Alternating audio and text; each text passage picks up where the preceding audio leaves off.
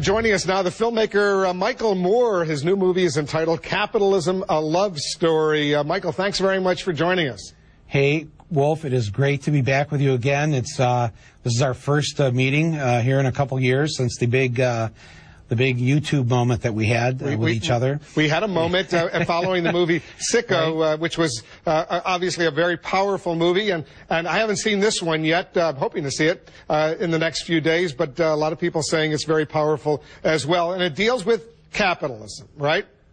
Yes, yes, it deals with a system of legalized greed, and they call that capitalism now. I think capitalism probably used to mean something else a long time ago, but right now it's a system that is really no better than any kind of Ponzi scheme that guarantees that the very few at the top, in this case the richest 1% in America, have more financial wealth than the bottom 95% combined. The richest 1% is on top of that pyramid, and they get everybody else in the rest of the pyramid thinking if they just work hard, they could get to the top of the pyramid too someday. But of course, there's only room for a few people at the top of that pyramid. I just don't think that if we're going to call this a democracy, that we should allow the economy to be anything other than run democratically. You and I should have a say in how this economy is run. Supposedly we do by electing presidents and senators and congressmen, local officials. Supposedly we have a say in all of that, and we'll get to that in a few moments. But let's talk about, most people are going to see this movie who don't like you are going to say, you know what, Michael Moore has done pretty well in this capitalist or free market system. You become a fairly rich guy yourself. Well, first of all, Wolf, there's nobody that doesn't like me. I don't know who these people are. There are a few. If you have a list of names, I will. Provide me with those names, and I'll go to their homes and cook them dinner, and you know, perhaps they'll like me better. Your point was I've done well. Yes, for a documentary filmmaker, I've done very well. You've done very well, and the allegations of you're being why am I doing? Hypocrite. Explain that, because you're hearing a lot of that. Why am I against capitalism if I've done so well? Right. You know, isn't the question better put? And I'm not trying to do your job for you, but wouldn't the question better be, gee, Mike, you've done so well.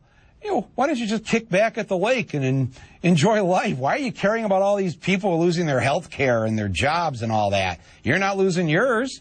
You know, I wonder if there was like a Wolf Blitzer like 200 years ago who asked Thomas Jefferson or John Adams or George Washington, hey, you know, you guys are wealthy landowners. You've benefited from the king's system. What are you complaining about? What's this revolt all about?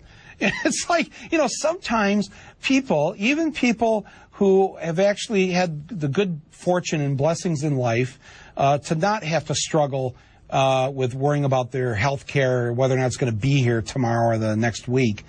Sometimes those people actually are willing to take great risks and create sacrifices for themselves in the hopes that others will have it just as well. So just to respond to the charge that either has been made or will be made, that Michael Moore is being hypocritical, you're saying... I love the charge that will be made. I love it now that we're actually, I have to respond to things that people are going to say to me in the future. You've made a lot of money, so I can do that. Go ahead and respond. Yes. What's the charge again that will happen? Hypocrisy. Hypocrisy over what?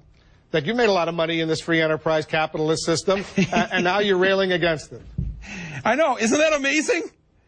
Isn't that amazing that I actually, with a high school education, through my hard work and my ideas, have done okay, and I still want to do these things to help people who have it worse off than I, that I'm actually following through on the religious principles that I was raised with, that I will be judged by how I treat the least among us.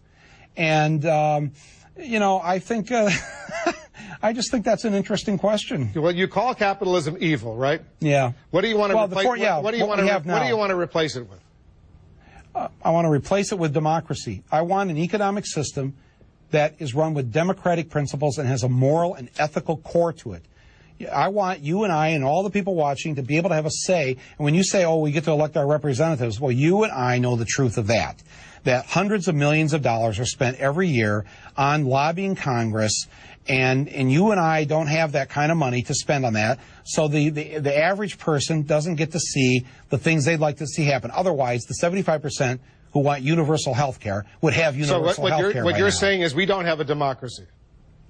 I'm saying we do not have a complete democracy if the economy is not a democracy. You can't call it a democracy just because I get to vote every 2 or 4 years. There has to be democracy in the economy. There should be democracy in the workplace. What's wrong with democracy? Why do these companies hate America? What is it about America and our love of democracy where they just go, oh, that's not good. We think the 1%, the richest 1%, should be calling all the shots, should be buying the politicians, making the decisions. That's the kind of democracy they like, where the 1% control everything.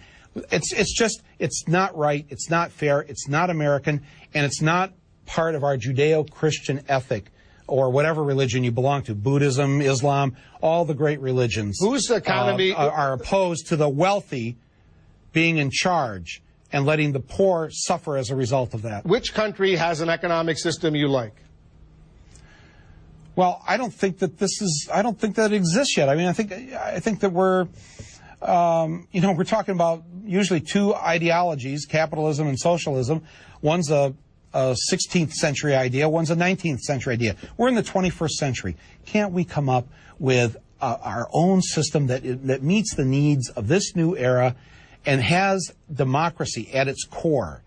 You're not a social. Are you a socialist? I'll just ask the question. I'm a Christian, and I'm a heterosexual too, if you want to know that. But as far as socialism is concerned, would some emerge from this movie saying Michael Moore is a socialist? Oh no! When you walk out of this movie, first of all, you will have had one of the best laughs throughout this film that you've had in a long time, all at the expense of the people down on Wall Street, I might add.